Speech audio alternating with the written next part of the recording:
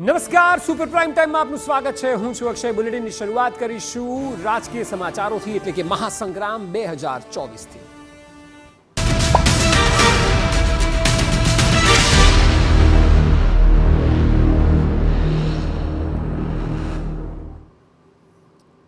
તો ભાજપે લોકસભા ચૂંટણીનું ફૂક્યું રણશીંગુ. એક સાથે પ્રથમ યાદીમાં 195 ઉમેદવારોના નામ જાહેર કરવામાં આવ્યા છે.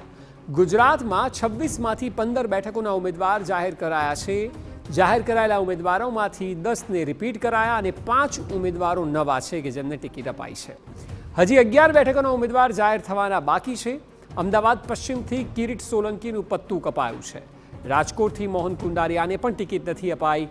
પોરબંદરથી રમેશ ધડુકની પણ ટિકિટ કપાઈ છે. બનાસકાંઠાથી પરબત પટેલને પણ ટિકિટ નથી અપાઈ. પંચમહાલથી રતનસિંહ રાઠોડને પણ ટિકિટ નથી અપાઈ. એટલે કુલ 15માંથી 10ને રિપીટ કરાયા છે અને 5ને રિપીટ નથી કરાયા.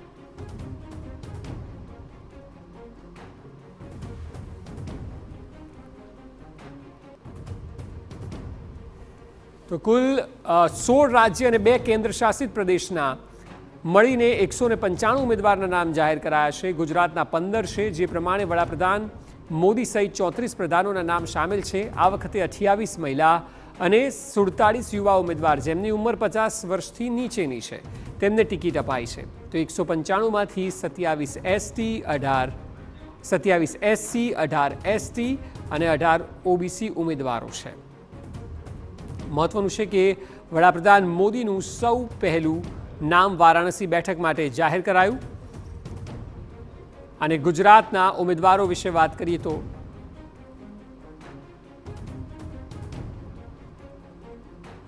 દસ ઉમેદવારોને રિપીટ કરાયા, 5ની ટિકિટ કપાઈ. જે મુજબ ગાંધીનગરથી અમિત શાહ, નવસારીથી CR પાટીલ, દાહોદથી જસવંતસિંહ બાબોર, ખેડામાં દેવસિંહ, જામનગરમાં પૂનમ માડમ, ભરૂચમાં મનસુખ વસાવા, બારડોલીથી પ્રભુ વસાવા, આણંદમાં મિતેશ પટેલ, પાટણથી ભરતસિંહ ડાભી અને કચ્છથી વિનોદ ચાવડાને રિપીટ કરાયા. ઉપરાંત રાજકોટમાં પરસોત્તમ રૂપાલા, પોરબંદરમાં મનસુખ માંડવિયા, બનાસકાંઠાથી રેખા ચૌધરી અને અમદાવાદ પશ્ચિમથી દિનેશ મકવાણા તેમજ પંચમહાલમાં રાજપાલસિંહ જાદવને ટિકિટ અપાઈ.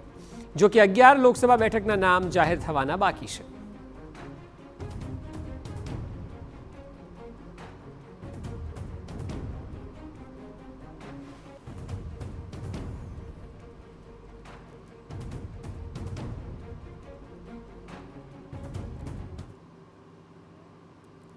તો જે નામ જાહેર કરાયા છે તે પાછળનું સમીકરણ અને આખું એનાલિસિસ સમજવા માટે અત્યારે આપણી સાથે ઉપસ્થિત છે ગાંધીનગરથી સંવાદદાતા કિંજલ મિશ્રા, ભાવનગરથી સંવાદદાતા મોહિત ભટ્ટ અને સાથે રાજકીય વિશ્લેષક અને વરિષ્ઠ પત્રકાર અજયભાઈ ઉમટ.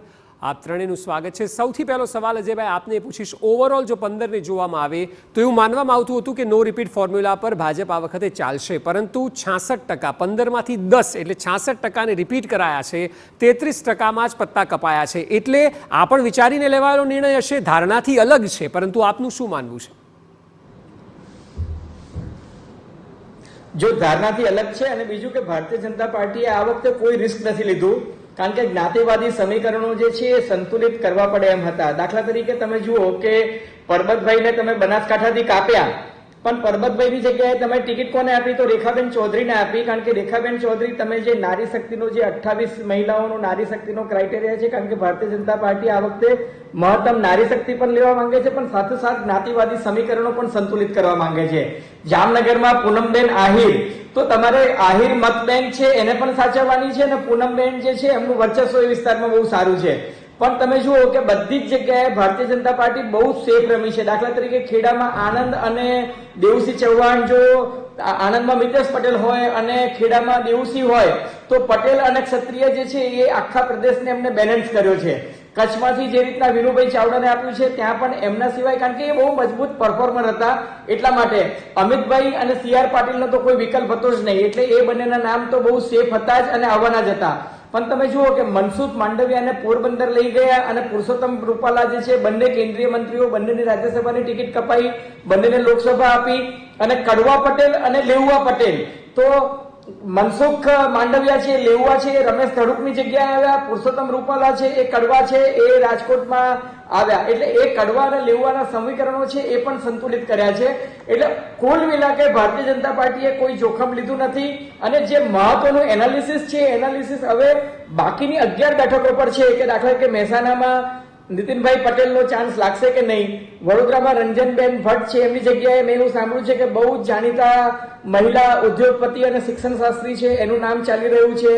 અમરેલી તમે જુઓ કે ભાવનગર અને અમરેલી, કારણ કે ભાવનગરમાં આમ આદમી પાર્ટી ઉમેશ મકવાણાને ઉતારવાની છે, એટલે એ કોળી બેઠક જવાની છે. એટલે અમરેલીમાં પહેલા મનસુખ માંડવિયા કે રૂપાલાનું નામ હતું, એ ત્યાંથી બદલાઈ ગયું.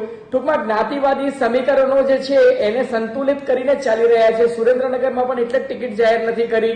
જુનાગઢ જે છે, ભાજપને આ વખતે રાજેશ ચુડાસમા થોડા જોખમી લાગી રહ્યા છે, એટલે જુનાગઢમાં રાજેશ ચુડાસમાની જગ્યાએ બીજો વિકલ્પ વિચારે છે. વલસાડમાં કેસી પટેલની જગ્યાએ બીજો વિકલ્પ વિચારે છે.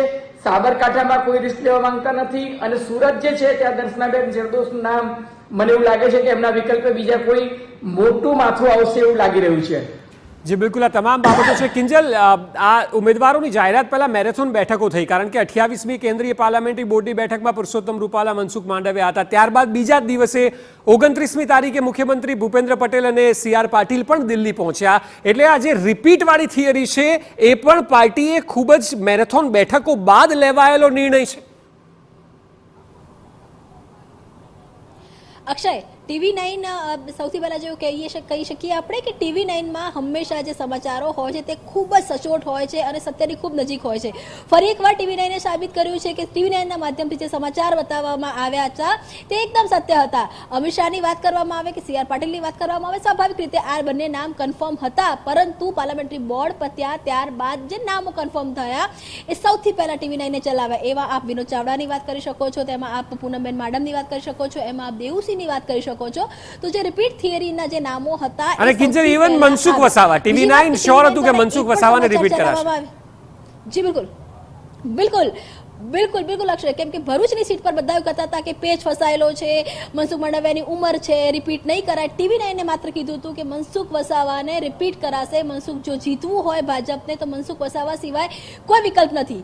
હજુ 2 દિવસ પહેલા જ પુરુષોત્તમ રૂપાલાનું નામ પણ TV9એ ચલાવ્યું હતું કે પુરુષોત્તમ રૂપાલાને કડવા પાટીદારનું જે સમીકરણ છે, કડવા લેવાનું બેલેન્સ કરવા માટે રાજકોટથી ઉતારી શકાય છે. હા, તે નામ સાથે વિજય રૂપાણીના નામની પણ એક શક્યતા વર્તાવવામાં આવી હતી, પરંતુ પુરુષોત્તમ રૂપાલાનું નામ સૌથી આગળ ચાલતું હતું.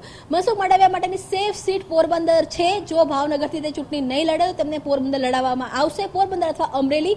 આ વાત પણ TV9 દ્વારા કરવામાં આવી હતી. એટલે કે જે નામ આવ્યા છે, TV9ની જે રાજકીય જે સમાચારોની જે વિશ્વસનીયતા છે તે અહીંયા જોવા મળી રહી છે. તેની સાથે જ આપ જુઓ કે આ વખતનામાં જે બેલેન્સ કરવામાં આવ્યું છે, બનાસકાંઠામાં તો એક નવો ચહેરો આપવામાં આવ્યો છે. જે વાત કરતા હતા કે ઉત્તર ગુજરાતમાં નો રિપીટ થિયરી મોટા ભાગે અમલમાં આવશે, પરંતુ હા, પાટણની અંદરની જે નામ છે ભરતસિંહ ડાભી, તો એવું ચોક્કસ માની શકાય કે ભરતસિંહ ડાભી પણ મનસુખ વસાવા જેવું કમ્પલ્ઝન હોવું જોઈએ. તેના કારણે પાટણમાં તેમને રિપીટ કરવામાં આવ્યા છે. બાકી સ્થાનિકની અંદર જે પ્રકારની નારાજગી હતી, તેમને જે એન્ટી એક્ટિવિટી કરી હતી, તો તેને લઈને કદાચ આ જે નામ હતું તે ડ્રોપ કરી શકાતું હતું, પરંતુ આ બેઠક ઉપર નવું નામ ન મળતા પાટણની અંદર આ જે નામ છે તેને રિપીટ કરવામાં આવ્યું છે. તે જ રીતે આપ જુઓ કે ખેડાની અંદર દેવુસિંહની વાત કરવામાં આવે કે પછી પંચમહાલની વાત કરવામાં આવે. પંચમહાલની બેઠકમાં પણ એવું માનવામાં આવતું હતું કે બેઠક 50-50 છે રતનસિંહ અથવા રતનસિંહની, કેમ કે રતનસિંહ રાઠોડ જે કોમ્યુનિટીમાંથી આવે છે તે જ કોમ્યુનિટીમાંથી રાજ્યસભાના સાંસદને ચૂંટણી, રાજ્યસભાના આ વખતના સાંસદ જશવંતભાઈ ગયા છે. તો સ્વાભાવિક છે કે આ જે બેઠક છે, આ બેઠક ઉપર નવો ચહેરો છે તે આવી શકે છે. બીજી જે વાત હતી દાહોદની, કે દાહોદની અંદર જસવંતસિંહ ભાભોર છે. જસવંતસિંહ ભાભોરની જે પ્રકારની આખી રહેણી કહેણી છે, જસવંતસિંહ ભાભોરનો જે જગ્યા ઉપર કમાન્ડ છે ત્યાં તેમને બદલવા ખૂબ મુશ્કેલ છે. જો પાર્ટી પાસે નવો વિકલ્પ હશે તો જ પાર્ટી ત્યાં કોઈ પણ પ્રકારનો અખતરો કરશે. એ બેઠક પણ 50-50માં હતી, તો એક 50-50 વાળી બેઠકમાં નવો ચહેરો આવ્યો છે, એક 50-50 વાળી બેઠકમાં રિપીટ કરવામાં આવે છે. તેની સાથે ઉત્તર ગુજરાતમાંથી આપણે વાત કરતા હતા કે મહિલાઓને પ્રતિનિધિત્વ મળશે, ઉત્તર ગુજરાતમાંથી મહિલા યુવાને પ્રતિનિધિત્વ મળશે. તો મહિલાઓવાળી જે વાત હતી તે સાચી પડી હતી. જે 15 નામ આવ્યા છે, 15 નામમાંથી 11 જે નામો છે, 5 જેટલા નામ છે તે નો રિપીટમાં ગયા છે અને 11 જે નામ છે તે રિપીટ થયા છે. કિરીટ સોલંકીમાં પણ જે પ્રકારના સમીકરણ આપવામાં આવ્યા હતા કે નમો એપની અંદર તેમના જે રિવ્યૂ છે તે નેગેટિવ છે, વિસ્તારની અંદર તેમના રિવ્યૂ નેગેટિવ છે અને પાર્ટી આ જગ્યા પર નવા ચહેરાને પ્રાધાન્ય આપી શકે છે. તો ચોક્કસ ચોક્કસથી જે નવો ચહેરો છે તે પ્રાધાન્યમાં આવ્યો છે, એટલે કે જાતિગત સમીકરણ. અને આ વાત પણ TV9 દ્વારા સૌથી પહેલાં ચલાવવામાં આવી હતી કે જીત એકમાત્ર ક્રાઇટેરિયા રહેશે. અને કેમ કે લોકસભાની ચૂંટણી છે, ખૂબ સારું વાતાવરણ હોવાનું, ભાજપ તરફી વાતાવરણ હોવાનું ભાજપ પોતે માની રહી છે, ત્યારે આ વખતે બહુ રિસ્ક ન લેતા એ પ્રકારના ચેન્જ કરવામાં આવશે કે જેમાં લોકો એ ચેન્જને સ્વીકારી શકે અને આગળ આવી શકે. તો આ જ એક ફેક્ટર છે. ચોક્કસ આ 15 જે બેઠકો જાહેર કરી છે તેના નામ છે તેમાં જોવા મળી રહ્યું છે. રિપીટ નો રિપીટનું બેલેન્સ પણ કરવામાં આવ્યું છે અને જે બેઠકો ઘોંચમાં હતી અથવા તો જે બેઠક પર હજુ સુધી નિર્ણય નથી લેવાયા અથવા હજુ પણ ચહેરાની પસંદગી થઈ રહી છે, એ જે બેઠકો છે તેની આ જે યાદી છે તે આગામી સમયમાં કાલે અથવા પરમ દિવસે જાહેર થાય તેવું લાગી રહ્યું છે. જી બિલકુલ. મોહિત જામનગરથી આપણી પાસે છે. મોહિત, જો સૌરાષ્ટ્રની વાત કરવામાં આવે તો 2 બેઠકો જેમાં પોરબંદરમાં મનસુખ માંડવિયા હોય કે રાજકોટમાં પુરુષોત્તમ રૂપાલા, એક રીતે જાયન્ટ લોકોને જ ડિક્લેર પહેલી યાદીમાં કરવામાં આવ્યા છે. શું કહી રહ્યું છે સૌરાષ્ટ્રનું ગણિત આ બંને ઉમેદવારોને લઈને ને ઓવરઓલ તમામ સીટોને લઈને? અક્ષય, જે ભાજપે જે પહેલી યાદી બહાર પાડી છે તેમાં સૌરાષ્ટ્ર કચ્છની કુલ 8 બેઠકો છે, તેમાંથી 4 બેઠકો પર નામ છે તે જાહેર કરવામાં આવ્યા છે, જ્યારે 4 બેઠકો પર હજુ પણ પેચ છે તે ફસાયેલો છે. જે 4 નામો જાહેર થયા છે તેમાં 2 નામો જામનગરથી પૂનમ માડમ અને જે કચ્છથી વિનોદ ચાવડા, આ બંને અપેક્ષિત નામો હતા અને બંનેનો પરફોર્મન્સને જોતા આ બંને સાંસદ છે તે રિપીટ થાય તેવી પૂરી શક્યતા હતી અને TV9 પણ આ અંગે જે માહિતી છે તે આપી હતી અને બંને સાંસદ છે તેને રિપીટ કરવામાં આવ્યા છે. રાજકોટ અને પોરબંદરની વાત કરવામાં આવે તો અત્યાર સુધીની અક્ષય જે ચૂંટણીઓની વાત કરવામાં આવે તો રાજકોટ અને પોરબંદર આ બંને બેઠકો છે ત્યાં કડવા અને જે લેવા પાટીદાર સમાજનું કોમ્બિનેશન જાળવવું ખૂબ જ જરૂરી છે અને ખૂબ જ અગત્યની માનવામાં આવે છે આ બંને સીટ. રાજકોટ સીટ એ સૌરાષ્ટ્રમાં એકમાત્ર સીટ છે જે કડવા પાટીદાર સમાજના ફાળે જાય છે અને એટલા માટે જે કડવા અને લેવાનું કોમ્બિનેશન અને પરંપરા ભાજપે જાળવી હોય તેવું સ્પષ્ટપણે લાગી રહ્યું છે અને એટલા માટે જ બંને સીટો પર કેન્દ્રીય મંત્રી પોરબંદરથી મનસુખ માંડવિયા લેવા પાટીદાર અને જે રાજકોટથી જે પરસોત્તમ રૂપાલા કડવા પાટીદાર, આ બંનેને ઉતારવામાં આવ્યા છે અને બંને આયાતી ઉમેદવાર એવું કહી શકાય, કારણ કે બંને બહારના વ્યક્તિઓ છે અને બંને કેન્દ્રીય મંત્રીઓ છે તેઓને મેદાનમાં ઉતારવામાં આવ્યા છે. જો અન્ય 4 બેઠકોની વાત કરવામાં આવે તો સુરેન્દ્રનગર એ જે કોળી સમાજનું પ્રભુત્વવાળી આ બેઠક છે અને ત્યાં જે મહેન્દ્ર મુજપરા છે તેમને રિપીટ ન કરે તેવી પૂરી શક્યતા અત્યારે વ્યક્ત કરવામાં આવી રહી છે. એક વાત એવી પણ ચર્ચાઈ રહી છે કે કુંવરજી બાવળિયા છે તેને આ સીટ ઉપર અથવા તો અન્ય કોઈ કોળી ચહેરો છે તેને આ સીટ પરથી ઉતારાઈ શકે છે. જુનાગઢ બેઠકની વાત કરવામાં આવે તો રાજેશ ચુડાસમા છે તેઓ 50-50 ચાન્સીસ છે તે ચાલી રહ્યા હતા, પરંતુ પ્રથમ યાદીમાં તેમનું નામ છે તે સામે આવ્યું નથી, ત્યારે ત્યાં અન્ય કોઈ વિકલ્પ જોવામાં આવતો હોય તેવું અત્યારે સ્પષ્ટપણે લાગી રહ્યું છે, કારણ કે ભૂતકાળમાં રાજેશ ચુડાસમા છે તે નોન પરફોર્મિંગ સાથે સાથે તેમની સાથે કેટલાક વિવાદો છે તે પણ જોડાયા હતા.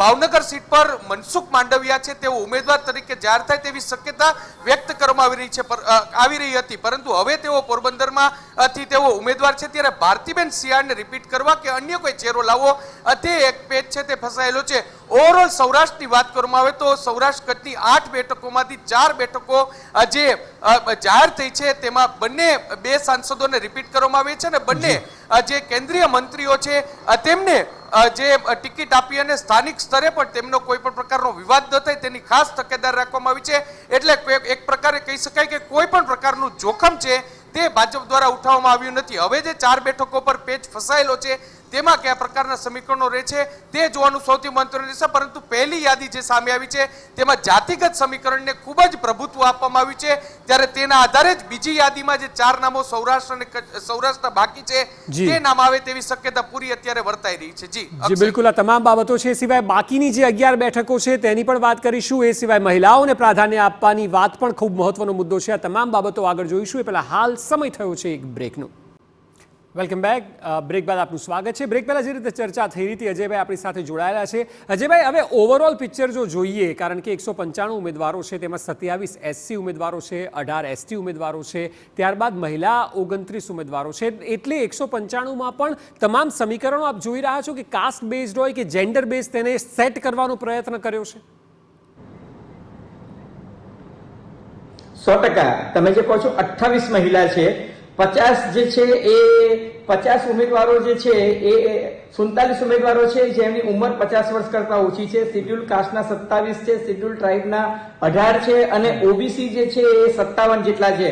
ટૂંકમાં કુલ 195 જે ડિક્લેર કર્યા એમાં એક મેસેજ બહુ ક્લિયર છે, કારણ કે રાહુલ ગાંધી દરેક જગ્યાએ જાય છે. રાહુલ ગાંધી, નીતિશ કુમાર અગાઉ જ્યારે ભાજપમાં નહોતા અને જે જ્ઞાતિવાદી સર્વે એમને કરાવ્યો હતો, અત્યારે તેજસ્વી લાલુ યાદવ અને અખિલેશ મુલાયમસિંહ યાદવ પણ જે જ્ઞાતિવાદની વાત કરે છે, ઓબીસી સમાજને પૂરતું પ્રતિનિધિત્વ નથી મળતું એની વાત કરે છે, તેનો છેદ ઉડાડવા માટે તમે જુઓ તો આ યાદીમાં મેક્સિમમ જે છે ઓબીસી, એસટી, એસસી અને મહિલા એને પ્રતિનિધિત્વ આપવામાં આવ્યું છે. ગુજરાતમાં પણ તમે જુઓ તો એક એક બેઠકનું તમે એનાલિસિસ કરો તો કચ્છમાં વિનુભાઈને જે રાખ્યા છે એ જ્ઞાતિવાદના સમીકરણો તો સંતુલિત કરે છે, સાથોસાથ એમનું પરફોર્મન્સ છે એ પણ જોવામાં આવ્યું છે. બરાબર છે.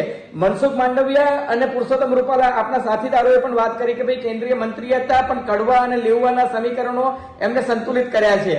અમદાવાદ પૂર્વમાં દિનેશ મકવાણા જે છે એ ભણેલા ગણેલા વ્યવસ્થિત એડવોકેટ છે, સ્વચ્છ પ્રતિભા છે, યુવાન છે, પણ એક એવું વ્યક્તિત્વ કે જે દહેગામથી માંડીને અમદાવાદના અમદુપુરા એટલે કે ગાંધીનગર અમિતભાઈનો મત વિસ્તાર, અમદાવાદ પૂર્વ અને અમદાવાદ પશ્ચિમ એ દરેક જગ્યાએ દલિત જેટલો સમાજ છે એની સાથે એમની બહુ સારી પકડ છે. પાટણમાં ભરતસિંહ ડાભી તમે જુઓ કે પાટણ ભારતીય જનતા પાર્ટીએ જે 6 બેઠક પર એમનો ઇન્ટરનલ સર્વે હતો એ ઇન્ટરનલ સર્વેમાં 6 બેઠકો બતાવવામાં આવી હતી કે જે ભાજપ માટે 5 લાખથી ઓછી લીડની આવતી હતી. એમાં ભરૂચ આવતી હતી, પાટણ આવતી હતી, બનાસકાંઠા, ભાવનગર, જુનાગઢ અને છોટાઉદેપુર. એમાંથી 3 બેઠકો ભાજપે જાહેર કરી, પણ 3 બેઠકો તમે જુઓ મનસુખ વસાવા ભરૂચ, જેમ કિંજલ અગાઉ કહ્યું તેમ એમને કોઈ રિસ્ક નથી લીધું અને મનસુખ વસાવાને ફરી પાછું આપ્યું છે, કારણ કે વડાપ્રધાન નરેન્દ્ર મોદી પણ કહે છે કે ભાઈ મનસુખ વસાવા ભલે બોલકા હોય, આખા બોલા હોય, પરંતુ એમના સમાજમાં લોકો માટે પોતે અવાજ ઉઠાવે છે. પાટણમાં તમે એટલે આ તમામ બાબતો છે અજયભાઈ કે જેને લીધે આ સમીકરણો ગોઠવાયા છે. એ જ પ્રકારે ગુજરાત હોય કે પછી દેશ હોય તમામ જગ્યાએ ટિકિટની ફાળવણી કરાઈ છે. આપ જોડાયા, આપનો સમય આપ્યો તે બદલ આપનો ખૂબ ખૂબ આભાર. તો જે સ્થિતિ છે તેમાં 195 ઉમેદવારો છે, તમામ સમાજનો ઇક્વેશન બેસાડવામાં આવી છે. હજુ ગુજરાતમાં 11 નામ જાહેર થવાના બાકી છે. આવનારા દિવસોમાં થશે ત્યારે આ વખતનો લોકસભાનો જંગ એ કાંટે કે ટક્કર સાબિત થશે. તમામ